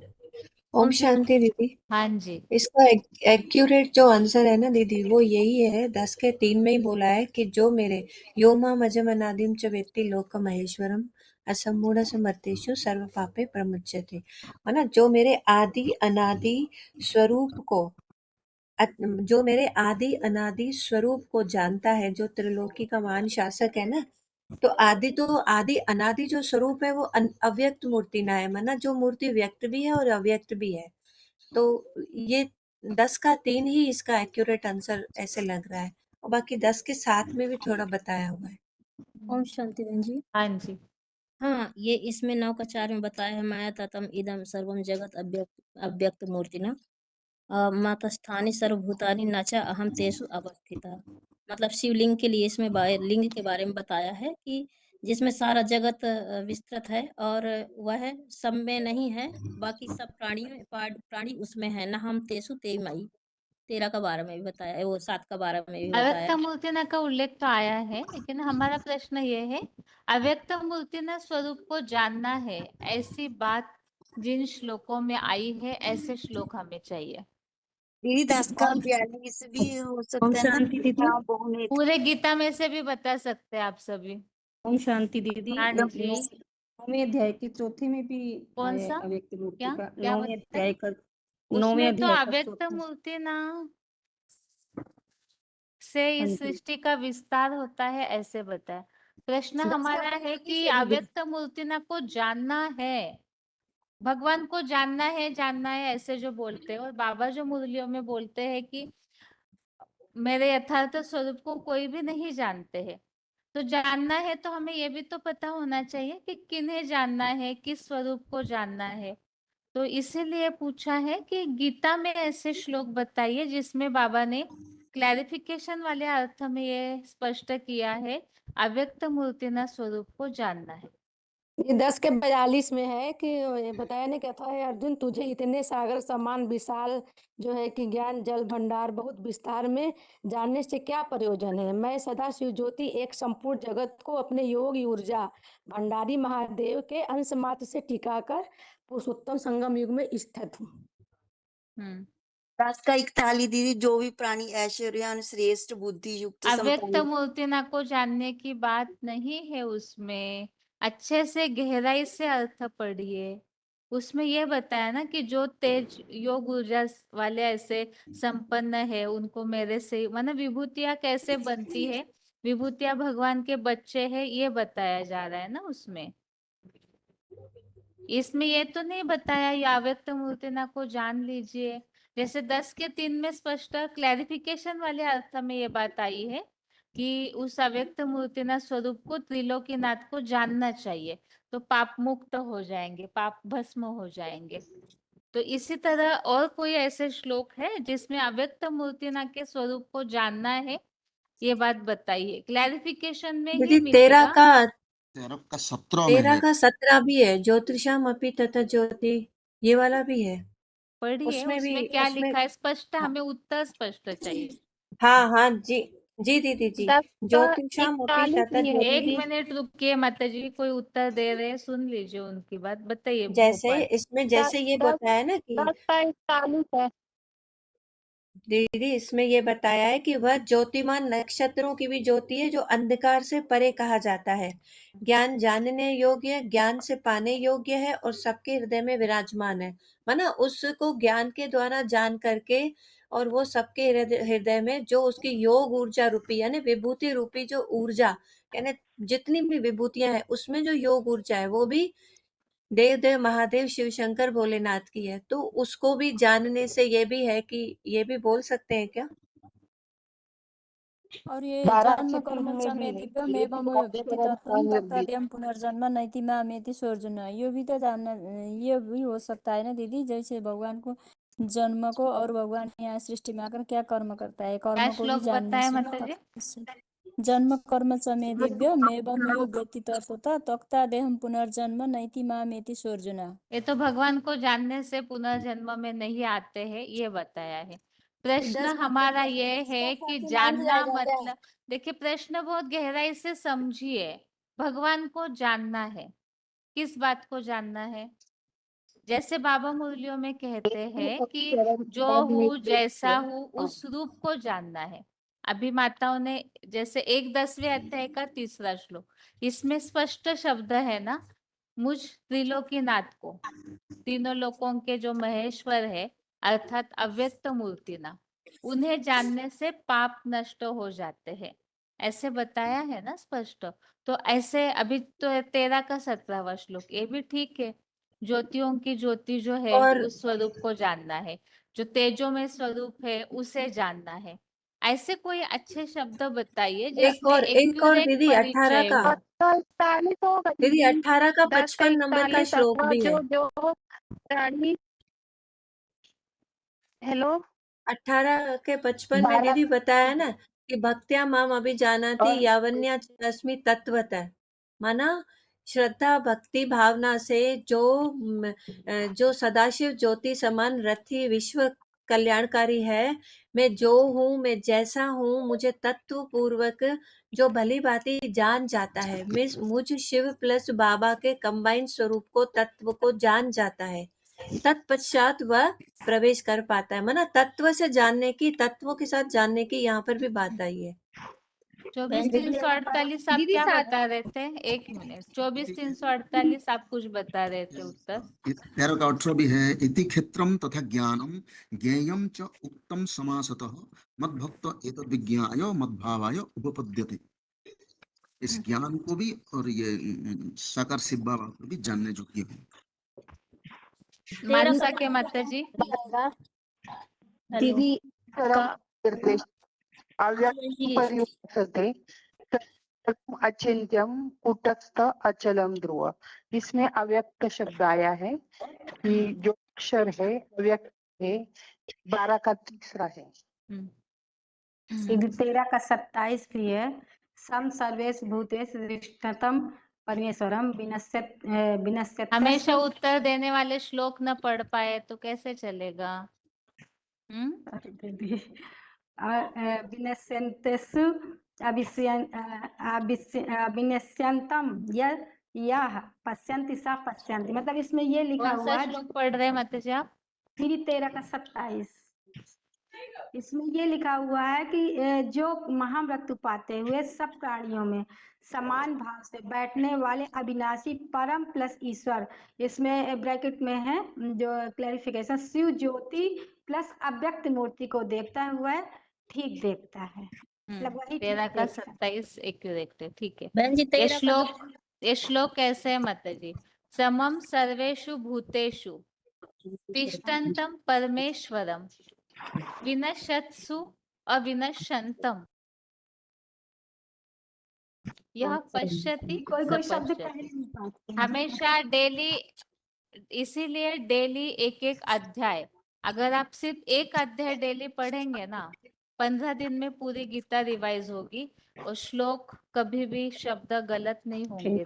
दीदी 13 का मुश्किल से 10 मिनट लगेंगे सिर्फ श्लोक पढ़ेंगे तो डेली। 13 का पहला एक भी रूटीन आएगा। बना के रखना चाहिए, जैसे भक्ति मार्ग वाले रोज गीता पढ़ते हैं वैसे, ताकि अच्छे से गीता मुंह में बैठ जाए। क्या बता रहे माता जी? 13 का क्या बताया अभी किसी ने? 13 का पहला नंबर भी आया है कि हे अर्जुन, है शरीर रूपी क्षेत्र इस नाम से कहा जाता है, इसको जो जानता है उसको वह विद्वान क्षेत्र का ज्ञाता ऐसे कहते हैं। इसमें भी क्षेत्र दूसरा भी है ना को बहन जानने जी। की बात आई है ना, जो भगवान का मुकर्रर रथ है, शरीर को जानने की बात आई है। 13 का दूसरा में भी आया है ना, क्षेत्रज्ञम च अपि मां विद्धि सर्व क्षेत्रेषु भारत, और क्षेत्रज्ञो ज्ञानम यत्तत् अज्ञानम मतम मम। इसका अर्थ बताइए क्या है? हमें जानने के लिए बोला है या भगवान जानते हैं उस क्षेत्र को, ऐसे बता रहे बाबा? बताइए जबलपुर के माता जी, अच्छे से गहराई से अर्थ पढ़ के बताइए। मानसा क्या था जी, आप बताइए तब तक दीदी उत्तर। 8 का 8 है ना, उसमें भी दिव्य प्रकाश युक्त परम पुरुष का वर्णन आया है। परमम पुरुषम दिव्यम याति पार्थ अनुचिंत, मतलब अव्यक्त मुक्तिना के हिसाब से ले सकते हैं दिव्य प्रकाश पुरुष। हाँ जी। और इसके साथ ही 8 की 10 में भी आया है, शिव समान दिव्य ज्योति परमात्मा को पाता है, इसमें भी दिव्य ज्योति का वर्णन आया है। और ऐसे ही दीदी 11 का जो 12 श्लोक है उसमें भी बताया कि आकाश में हजारों सूर्यों की कांति एक साथ उदित होती है, ऐसे उस महान आत्मा के समान हो सकते वह कांति। इसमें भी उस कांति का वर्णन आया है, ज्योति सूर्य को। 8937 माता जी। 13 का 31 आएगा क्या? अनादित्वात् निर्गुणत्वात् परमात्मा अयम् अव्ययम् शरीरोऽस्ति कौन्तेय न करोति न लिप्यते। ठीक है, लेकिन इन्हें जानना चाहिए ऐसे शब्द नहीं आया 18 है। भी है, 13 हम का ही बोल 18 रहे है। हैं। एक मिनट माता जी, एक प्रश्न पूरा उत्तर हमें रिप्लाई देने दीजिए। इसमें ये जो बात है ना माता जी, ये तो है ही, मतलब इसके ऊपर की बात आई हुई है, तो श्लोकों को जोड़ के बताना पड़ेगा कि यहाँ इस तरह की बात बताई। जैसे 27 में बताया है, जो ऐसे शिव ज्योति प्लस अव्यक्त मूर्ति को देखता है वो ठीक देखता है, मतलब इसमें शब्द अलग है लेकिन जानने की बात आई है। तो इसी तरह से ये बात भी ठीक है। दीदी आगे 9 का माता जी, 27 हो चुका है दीदी। एक 8 मिनट का एक जो मिनट, 20-21 है, ये बनारस के माता 8 जी को पहले बोलने हाँ दीजिए, दीदी, क्या बोल रहे हैं 13 माता का जी? 13 का 18 में भी आया है कि ऐसे क्षेत्र तथा ज्ञान और जानने योग्य को संक्षेप में कहा है, मेरे भक्त इसको जानकर मेरे भाव को पाते हैं। तो जो क्षेत्र का ज्ञान है, जो उसको जानता है, वो भगवान के जो है कि वो मतलब वो भाव को पाता है, इस राजाई भाव को मतलब पाता है। भोपाल के माता जी क्या बोल रहे, बोलिए। हेलो जी मैं दीदी। दीदी कह रही थी कि एक तो 8 का जो 20 है ना, पर तस्मास्तु भावो अन्य अव्यक्तो अव्यक्तात् सनातन है, माना उस अदर्शनीय देवताओं से भी प्रबल जो अदर्शनीय बीज रूप रुद्र कणों द्वारा प्राचीनतम जो भाव है, वह सब प्राणियों के नष्ट होने पर भी विनाश नहीं होता है, माना उसके ये एक तो ये है, हो सकता है शायद। और एक 21 नंबर का है, अव्यक्तो अक्षर इति उक्तम आउ परमाम गतिम, यानी उस अप्रगट अविनाशी ऐसे कहा जाता है, उसको परम गति भी कहते हैं, जिसको पा करके इस दुखधाम में वापस नहीं आते हैं, जिसको जान करके। ठीक है, बताइए डॉक्टर लेके मत। स्मारका चेतु सर्वाणी कर्माणि मय्या सन्नस्य मत्परा, किंतु मेरे मूर्तिमती शंकर के अक्षित जो तन धन आदि के अपनाकांक्षी योगी सब कर्मों को मुझ योगीश्वर यज्ञ पिता में मन बुद्धि सहित पूर्णतः संपूर्ण अर्पित करके अभ्याचारी जहाँ से अव्यक्त मूर्ति में ध्यान मग्न हुए मेरी ही उपासना करते हैं। क्या श्लोक नंबर बताएं? 12 का 6। दीदी 9 का 23 हो गया है? नहीं। हेलो दीदी, 13 का 19 होगा। बनारस के माता जी आप रुकिए, अभी जो बिल्कुल नहीं बोले उन्हें बोलने दीजिए। डोंबिवली के माता जी। हाँ दीदी, 13 की 34 में दीदी बताया है कि मतलब कि जो अर्जुन का शरीर क्षेत्र और क्षेत्रज्ञ मतलब 13 के 2 के हिसाब से अंतर को प्राणियों की दैत्य से मुक्ति को संपूर्ण बने त्रिनेत्री महादेव के ज्ञान एवं नेत्र द्वारा जानते हैं। ज्ञान एवं नेत्र द्वारा, ऐसा बताइए। 13 दीदी का 34 13 का 19 बता दिया दीदी। 13 का 19 में भी तो है, प्रकृतिम पुरुषम चैव विद्धि अनादो उभो अभि विकरांच गुणांचैव विद्धि प्रकृतिम। यहाँ पर भी अर्जुन की देह में महाकाल रूपा अपरा प्रकृति को और आत्मा रूपा परा प्रकृति को, दोनों को बीज रूप में देखने की बात आई है। अनादि, ऑलराउंड, पारदर्शी, अक्षय जानो, उनको ही जानो। और विकारों और अनादि निर्मित सत रज तमादि घटने बढ़ने वाले इन गुणों को भी, 3 गुणों को भी दैहिक महाबुद्धि 23 तत्वों वाली लिंग रूपा अनादि अविनाशी प्रकृति से उत्पन्न जानो। और 13 का 23 भी है। एवं वेत्ति पुरुषम प्रकृति में च गुणैः सह सर्वथा वर्तमान अपि न स भूये अभिजायते। जो इस प्रकार हीरो पुरुष और स्त्री रूपा प्रकृति को उन सत्वादि 3 गुणों के साथ, यहाँ शिवलिंग की बात आई ना, विष्णु रूप को जान लेने की बात आई, सब प्रकार से आत्मिक स्थिति में आचरण करता हुआ भी पुनः द्वैतवादी हिंसक दैत्यों रूपी दुखी संसार में लौट कर नहीं आता, जन्म नहीं लेता। माना वो सतयुग त्रेता, माना स्वर्णिम संगम युग में ही जन्म लेंगे और ये कलयुग के संसार में जो जान लेंगे। ठीक है दीदी, ओम शांति। दीदी 13 का 2 9 का और 27 6 भी भी आएगा आएगा दीदी। क्या मतलब जी? दीदी। एक 9 का 27 भी है दीदी। इसमें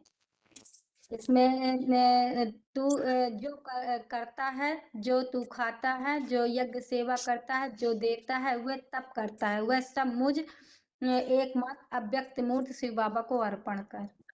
ये आएगा दीदी। दीदी 7 का 2 और 7 का 6।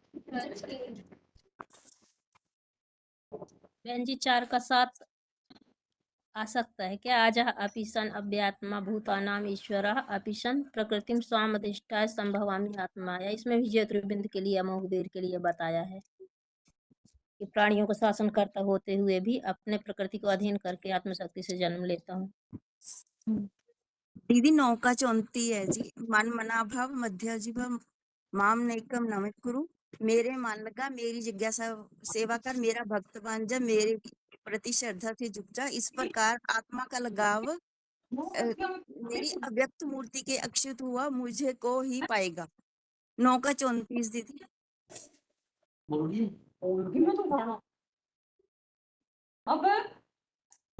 हेलो, हाँ ठीक है माता जी। अभी ये ना सबका फोन म्यूट कर रहे हैं, और पहले अध्याय के श्लोक जिन्होंने नहीं बताए हैं, जो याद करने के लिए बताया था, वो एक बार हाथ उठाइए। पहले अध्याय के श्लोक जिन्होंने नहीं बताए हैं, आगे के बताते जाइए।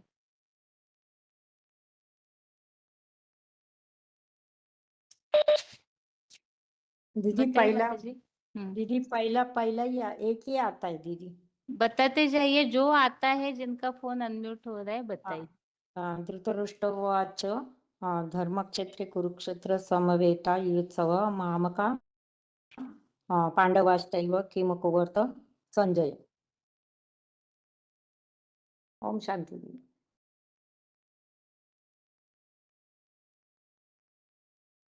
हेलो, ओम शांति बहन जी। अर्जुन धृतराष्ट्र उवाच प्रथमाध्याय धर्मक्षेत्रे कुरुक्षेत्रे समवेतयुत्सवः मामकाः पाण्डवश्चैव किम कुर्वत संजय। संजय उवाच दृष्ट्वा तु पाण्डवानीकं यूढं दुर्योधनस्तदा आचार्यमुपसंगम्य राजा वचनमब्रवीत्। पश्येत्यां पाण्डुपुत्राणाम् आचार्य महतीं चामुं व्यूढं द्रुपदपुत्रेण तव शिष्येन धीमता। अत्र शूरा महाश्वासा भीमार्जुन समायुधि युयुधानो विराटस्य द्रुपदस्य महारथः। दृष्ट केतुश्च कीर्तनः काशीराजस्य वीर्यवान् पुराजित्युञ्जी भुञ्जस्य श्रुभस्य नरपुङ्गवः। युधामन्युश्च विक्रान्त उत्तमौ जाष्ण वीर्यवान् सौभद्रो द्रुपदेयश्न सर्व एव महारथः। अस्माकं तु विशिष्टाये तानि बोध द्विजोत्तम नायक मम सैन्यस्य संज्ञार्थं तान्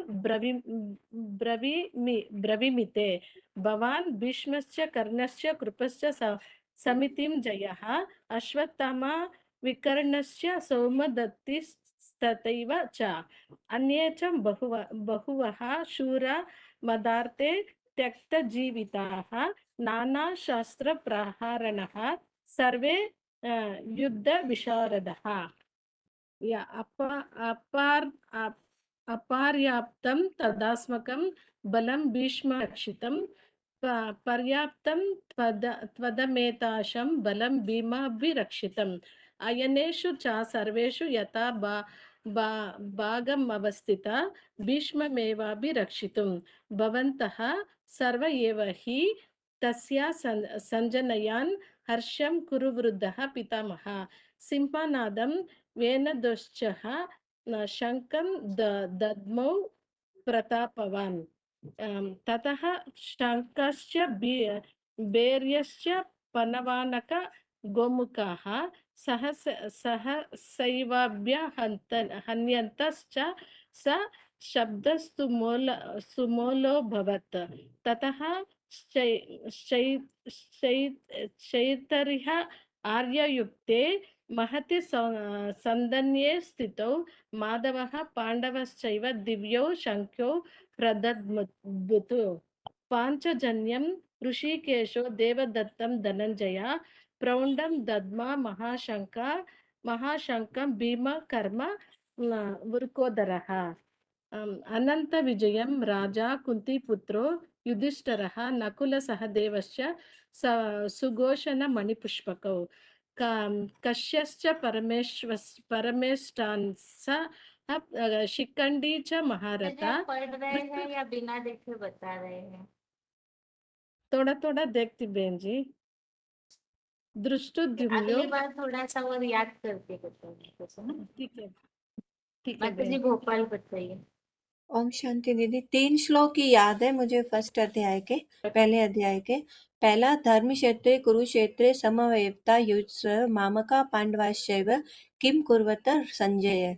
और एक 41 नंबर का है, अधर्माभिभावात् कृष्ण प्रदुष्यन्ति कुल स्त्रिय स्त्रीषु दृष्टासु वार्ष्णेय जायते वर्ण संकर। और एक है ना दीदी 28 नंबर का है, दृष्टवेदम स्वजनम कृष्णन युयुत्सवम समुपस्थितं सीदन्ति मम गात्राणि मुखं च परिशुष्यति। 3 याद। ओम शांति दीदी।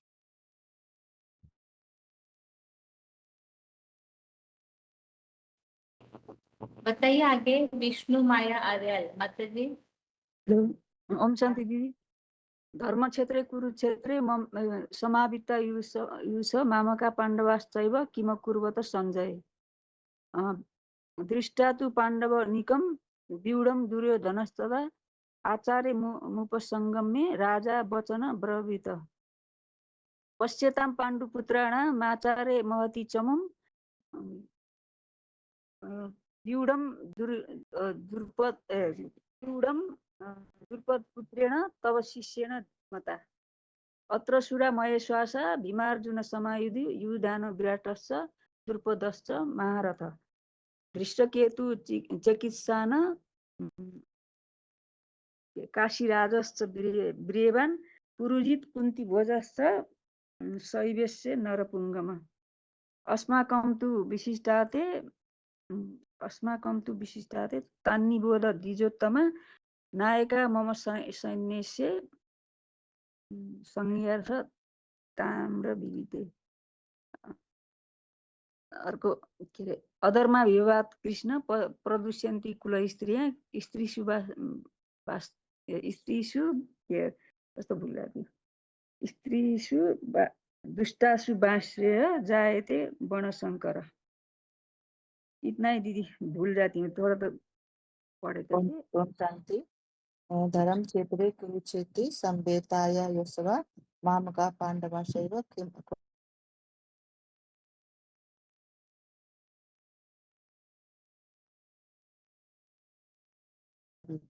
अधर्मा विवाद प्रश्न प्रदुष्यन्ति कुल स्त्रियां स्त्रीषु दुष्टासु पाडेः जायते बड़शंकरः अपर्याप्तं अस्माकं बलं भीष्माभिरक्षितं पर्याप्तं तु इदम् एतेषां बलं भीमाभिरक्षितम्। आचार्याः।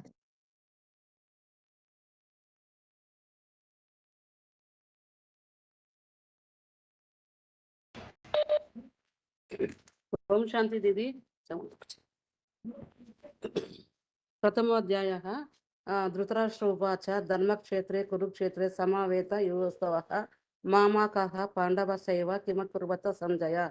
सञ्जय उवाच दृष्ट्वा तु पाण्डवानीकम् ऊढ्यं दुर्योधनस्तदा आचार्यमुपसंगम्य राजा वचनब्रवीत्।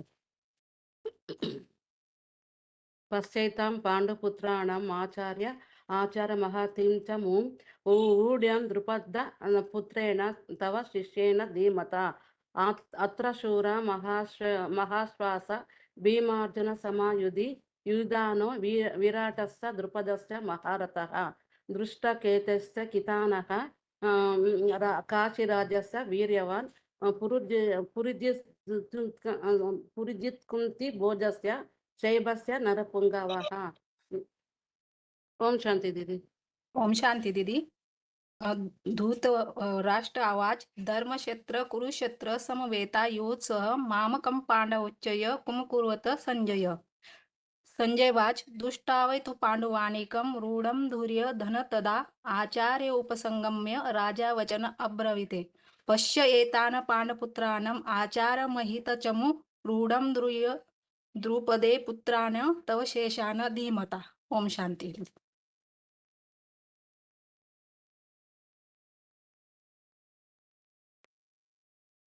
ओम शांति दीदी। एक को तो आता है और दूसरा को बता रही। संजय उवाच दृष्टा तु पांडवानीकं व्यूढं दुर्योधन तथा आचार्य उपसंगम्य राजा वचन अब्रवीत्। पश्येतां पाण्डुपुत्राणाम् आचार्यमहती चमु व्यूढा द्रुपदपुत्रेण तव शिष्येण धीमता अत्र सुरा महेश्वास भीमार्जुन समायुधि युधानो विराटश्च द्रुपदश्च महारथः दृष्टकेतु चकितान काशीराजस्य वीर्यवान् पुरुजित कुन्ति भोजस्य शैवश्च नरपुंगव कुलस्य पणसन्ति कुलधर्म सनातन धर्मे नष्टे कुलं कृष्ण अधर्म अभिभवति उत। इतना ही है दीदी। जी संजीव। हाँ जी। ओम शांति। हाँ जी बताइए माता जी, रोल नंबर बताइए। हाँ ओम शांति। हाँ धर्मक्षेत्रे कुरुक्षेत्रे समवेता युयुत्सव मामका पाण्डवस्यैव किं कुर्वत संजय। दृष्टात् पाण्डवानीकं व्यूढो दुर्योधनस्तदा आचार्य उपसंगम राजा वचन अब्रवीत्। पश्चात् पाण्डुपुत्राणाम् आचार्यमहती चमु दुरात द्रुपदपुत्रेण तव शिष्येण धीमता अत्र सुरा महेश्वास भीमार्जुन समायुधि युधानो विराटश्च द्रुपदश्च महारथः दृष्टकेतु चकितान काशीराजस्य वीर्यवान् पुरुजित कुन्ति भोजस्य शैवश्च नरपुंगवः युधा मनुष्य दुष्टान्त उत्तमोजस्य विद्यमान सभद्र द्रौपदयाश्च सर्व एव महारथः अस्काकं तु विशिष्टा बोध द्विजतम नायका मम सन्न्यास संज्ञात तान् बभ्रीन्ति भवान् विश्वस्य कन्यस्य कृपस्य सामीति जयः अक्षतमा विश्वनस्य सम्मोदयति तथैव च अन्यस्य बहवसुरा मध्यस्थे तप्तजीविताः नानाशस्त्र पहराणः युद्धे विशारदाः अपर्याप्तं तत्तम् अस्माकं बलं भीष्माभिरक्षितं पर्याप्तं तु इदम् येषां बलं भीष्माभिरक्षितम् अयनेषु च सर्वेषु यथाभाग अवस्थिताः भीष्ममेव अभरीक्षन्तु सर्वतः सर्व एव हि तस्य सञ्जनयेन हर्ष कुरुबुध पितामहः सिंहनाद बिनादौ शङ्खदग्धौ प्रस्थाप्यवान्। पंचजन हृषिकेश देवदत्त धनंजय पंचजन हृषिकेश देवदत्त धनंजय पाण्डु दधो महाशंख भीमकर्मा पुष्पधरः अनंत विजय राजा कुन्तीपुत्र युधिष्ठिरः नकुल सहदेवश्च सुभद्र मणिपुष्पकौ। एतिकी याद है। ओम शांति।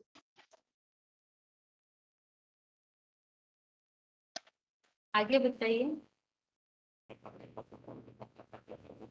ओम शांति दीदी बनारस हाँ जी। ओम शांति दीदी बनारस मधुबन से सविता माता।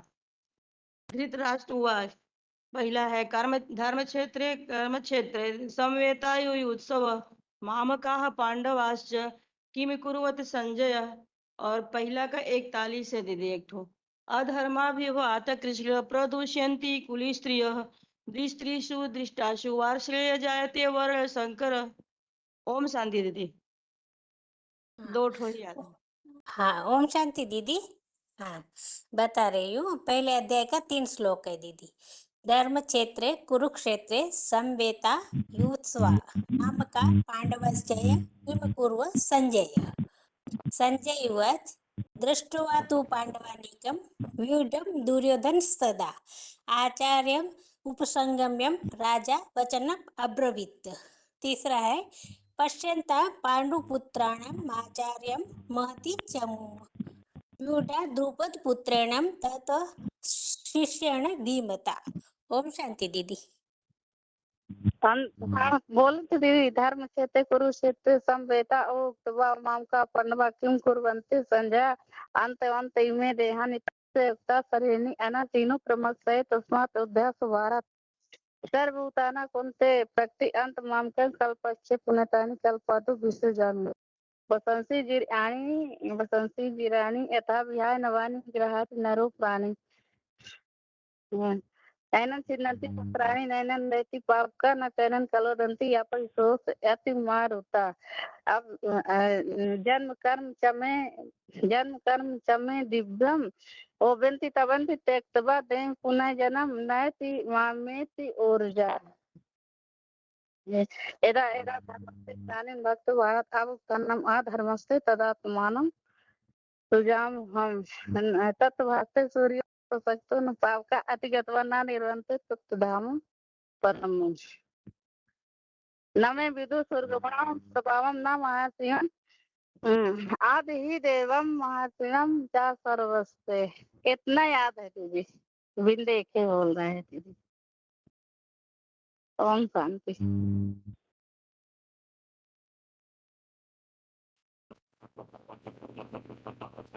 आगे बताइए माता जी। विघ्ना माता बनारस। हाँ दीदी ओम शांति। बनारस मधुबन दीदी रोल नंबर है 19,316 दीदी।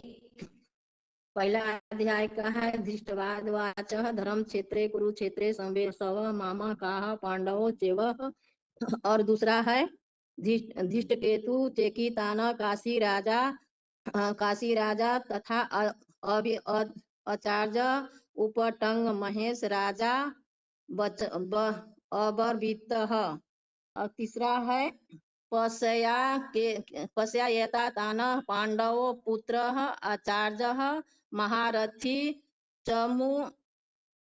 चमुवधात दुर्पतः पुत्र तथा शीर्षयाण धीमताः। और 41 का है दीदी अभया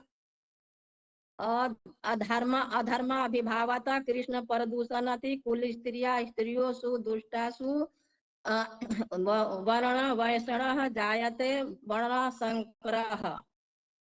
और 2 का 11 है दीदी। 2 का 11 है अशोचायान अशोचन्ति तव मह प्रज्ञादान च भासते अगतासून च अशोचन्ति पंडिता। और 17 का है दीदी। 2 का 17 का है अभिनाशी तू ततव विधियानः सर्वमः इंदमः ततमः विनाशमः अवेकयाशयः असयः न कशिचितमः कतुर्मः अहर्ति। और 20 का है दीदी। 20 का है न जायते मृते न कदाचित न अवेक भासते ये दीदी भुला रही हूँ दीदी। ओम शांति दीदी। इसको याद करके बताएंगे। ओम शांति। धर्मक्षेत्रे कुरुक्षेत्रे समवेतायुयुत्सव मामका पांडवा चैव किमुकुर्वत संजय। दृष्ट्वा तु पांडवानिकं रूढा दुर्योधन तदा आचार्य उपसंगम राजा वचनम अब्रवीत। आपको भी बोलना होगा तो बता दीजिएगा।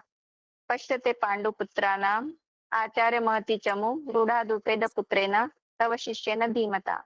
अत्र शुरामहे श्वासा भीमार्जुना युधि युधान विराटश्च द्रौपदश्च महारथा।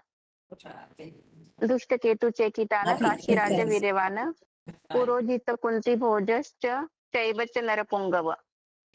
युधामन्यु विक्रांत उत्तमोजा वीर्यवान सौभद्रो द्रौपदश्च सर्व एव महारथा। अस्माकं तु विशिष्टा तान्निबोध द्विजेत्तम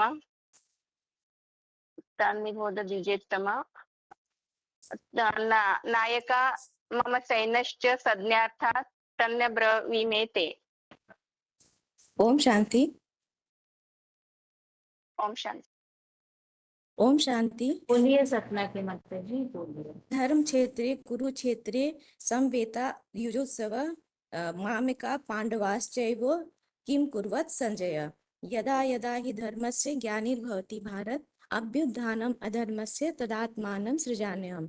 पवित्राणाय साधूनां विनाशाय च दुष्कृतां धर्म संस्थापनार्थाय संभवामि युगे युगे। हाँ, रानी माता। ओम शांति। 180 धर्म क्षेत्रे कुरुक्षेत्रे समवेता युवतस्य मामका पांडवाश्च किम कुर्वत संजय। एक ही याद कर पाई हूँ दीदी। मेरा रोल हाँ। बताती हूँ 26124।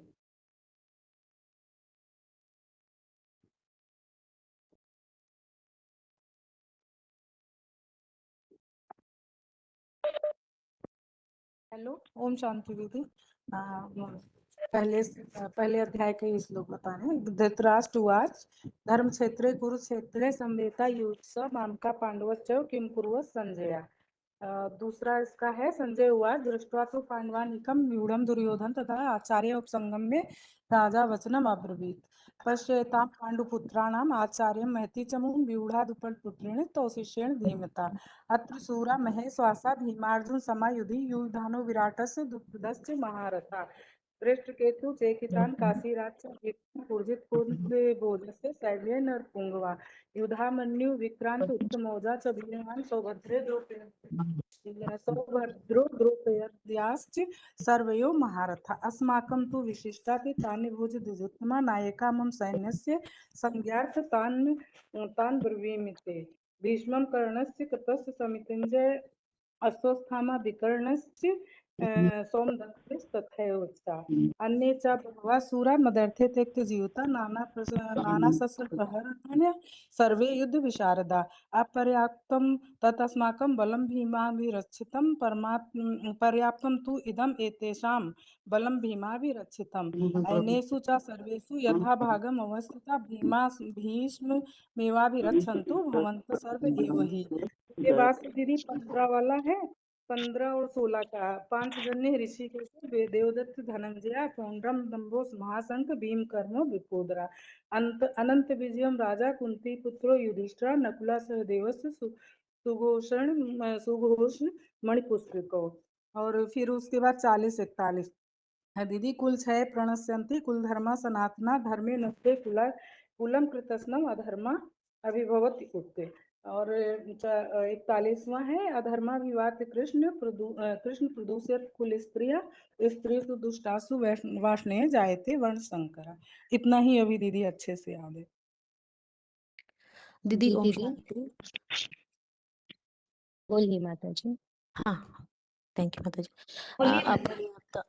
अपर्याप्तं तस्माकं बलं भीष्माभिरक्षितं पर्याप्तम् इदमेतेषां बलं भीमाभिरक्षितम्। अयनेषु च सर्वेषु यथा भावमास्थितां भीष्ममेवाभिरक्षन्तु भवन्तु सर्व एव हि। फिर उसके बाद है पांचजन्य ऋषिकेशो देवदत्त धनंजय पौंड्रम दद्भो महाशंखो पौंड्रम दद्भो महाशंखो भीष्म कर्म विकोदर अनंत विजयम राजा कुंतीपुत्र युधिष्ठिर नकुल सहदेवश्च सुघोष मणिपुष्पको अनंत नहीं काश्यस्य परमेश्वासा शिखंडी च महारथा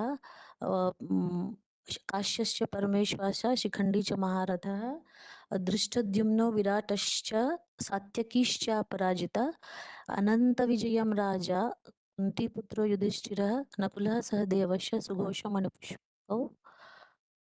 सॉरी, यहाँ पर ना ये दूसरा वाला है द्रौपदेयाश्च सर्वश पृथ्वीपते सौभद्रश्च महाबाहो शंखान दद्मो पृथक पृथक सघोषो धातराष्ट्राणां हृदयानि व्यनुदायत् नभश्च पृथ्वीं चैव तुमुलो व्यनुनादयत्। दीदी ओम शांति। दीदी धर्म क्षेत्रे कुरुक्षेत्रे समवेतायुत्सव मामका पांडवाश्चैव किं कुर्वन्ति संजय अपर्याप्तं तत् अस्माकं बलं भीष्माभिरक्षितं पर्याप्तं तु इदम् एतेषां बलं भीमाभिरक्षितं तस्य संजनयन् हर्षं कुरु वृद्ध पितामहे सिंहनादं विनद्य उच्चे शंख दद्मो प्रतापवान् ततः श्वेते हये युक्ते महति सयन्दने स्थितो माधवा पांडवाश्चैव दिव्यो शंखो प्रदत्मतु। एक और है ऋषिकेशं तथा वाक्यमिदमह महीपते अर्जुन उवाच सैन्योरुभयोर्मध्ये रथं स्थापय मे अच्युत। जी दीदी।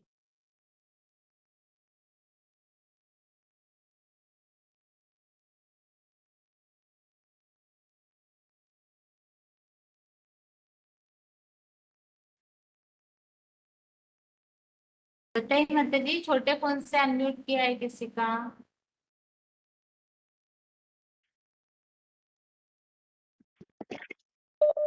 ओम शांति। धर्मक्षेत्रे कुरुक्षेत्रे समवेतायुत्सव मामका पांडवाश्चैव किं कुर्वतं संजय दृष्टा तु पांडवानिकं व्यूढं दुर्योधनं तदा आचार्यम् उपसंगम्य राजा वचन अब्रवीत् पश्यतां पाण्डुपुत्राणाम् आचार्यं महती च मम रूढा द्रुपदपुत्रेण तव शिष्येन धीमता अत्र शूरा महेश्वासा भीमार्जुन समयुधि युयुधानो विराटच्च द्रुपदच्च महारथा दुष्टकेतु चेकितान काशीराज्य वीर्यवान पुरुजित कुंतीभोज्य शैब्यच्च नरपुंगव युधावन्युच्च विक्रांत उत्तमोजाच्च वीर्यवान सौभद्रो द्रौपदेयच्च सर्व एव महारथ अस्माकं तु विशिष्टाये तान्यैव द्विजोत्तम नायका मम सैन्यस्य संज्ञार्थ ताम्रविमिते भवां भीष्माच्च कर्णच्च कृपच्च समृत्युंजय अश्वत्थामा विकर्णच्च सौमदत्ते तथैव च अन्ये च बहवः शूरा मदर्थे त्यक्तजीविता नाना शस्त्र प्रहरणा सर्वे युद्ध विशारत अपर्याप्तं तदास्मकं बलं भीष्माभिरक्षितं पर्याप्तं त्विदमेतेषा बलं भीमाभिरक्षितं। बस इतना ही। ओम शांति दीदी। धृतराष्ट्र उवाच धर्मक्षेत्रे कुरुक्षेत्रे संवेतायुस्तव मामकाः पाण्डवास्य किं कुर्वत संजय बीजो नैनं सीदन्ति शस्त्राणि नैनं दहन्ति पावक न चैन क्लेदयन्ति आपोः न शोष्यन्ति मारुतः। ओम शांति।